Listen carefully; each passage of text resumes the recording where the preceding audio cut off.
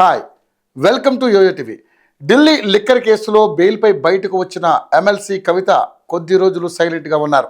ఆ తర్వాత తనకు ఎంతో పేరు తెచ్చిన తెలంగాణ జాగృతి కార్యక్రమంతో మళ్ళీ రాష్ట్ర పాలిటిక్స్లో యాక్టివ్ అయ్యారు. ఈ నేపథ్యంలో ఆమె నేరుగా వెళ్ళి నిజామాబాద్ ప్రజలను కలుస్తారని అంతా అనుకున్నారు. కానీ జగిత్యాలకు వెళ్ళారు. ఎన్నో రోజుల తర్వాత జగిత్యాల నుంచి పొలిటికల్గా జైత్రయాత్ర మొదలుపెట్టిన కవితకు పార్టీ శ్రేణులు గ్రాండ్గా వెల్కమ్ చెప్పాయి. తెలంగాణ సెంటిమెంట్ను రగిల్చేందుకు తెలంగాణ తల్లి విగ్రహానికి భూమి పూజ చేశారు. కాంగ్రెస్ సర్కారు ఏర్పాటు చేసిన తెలంగాణ తల్లి విగ్రహాన్ని అంగీకరించేది లేదని తేల్చి చెప్పారు. కవిత జగిత్యాల నుంచి రీఎంట్రీ ఇవ్వడంతో పొలిటికల్ సర్కిళ్లలో ఆసక్తికర చర్చ మొదలైంది.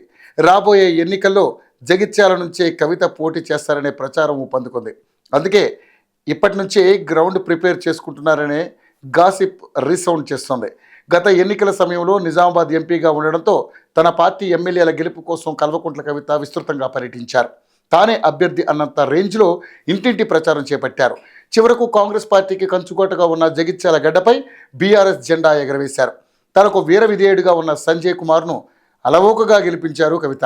అయితే కాంగ్రెస్ అధికారంలోకి రావడంతో ఎమ్మెల్యే సంజయ్ అనూహ్యంగా కాంగ్రెస్కు షేక్ హ్యాండ్ ఇచ్చారు. దీంతో కవిత కష్టం కాంగ్రెస్ ఖాతాలోకి వెళ్ళింది. దీంతో జగిత్యాల సీటును తిరిగి బీఆర్ఎస్ ఖాతాలో వేసేందుకు కంకణం కట్టుకున్నారంట కవిత. అందుకే అక్కడి నుంచే రీ ఎంట్రీ ప్లాన్ చేశారనేది పొలిటికల్గా టాక్. అయితే ఈసారి జగిత్యాల అభ్యర్థిగా కవిత ఉంటారా, లేదంటే పార్టీ కోసమే ప్రచారం చేస్తారా అనే సందేహాలు వ్యక్తమవుతున్నాయి.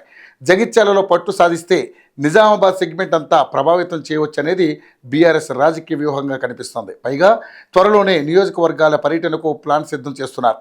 మరోవైపు తెలంగాణ జాగృతిని యాక్టివ్ చేస్తూనే ప్రజా సమస్యలు, ప్రభుత్వ వ్యతిరేక విధానాలపై పోరాటం చేయడానికి కవిత క్యాడర్ను సిద్ధం చేస్తున్నట్లుగా తెలుస్తోంది. నిజామాబాద్ పార్లమెంట్ పరిధిలో 3 కాంగ్రెస్ ఎమ్మెల్యేలు, 2 బీఆర్ఎస్ ఎమ్మెల్యేలు ఉన్నారు. ఇక బీజేపీకి 2 ఎమ్మెల్యేలతో పాటు ఒక ఎంపీ సీటు కూడా ఉంది. ఇలా నిజామాబాద్లో కేంద్ర రాష్ట్ర ప్రభుత్వాల ప్రాతినిధ్యం ఉండడంతో వారి వైఫల్యాలను ప్రజల్లోకి తీసుకెళ్లాలని ఎమ్మెల్సీ కవిత ఆలోచన చేస్తున్నారట.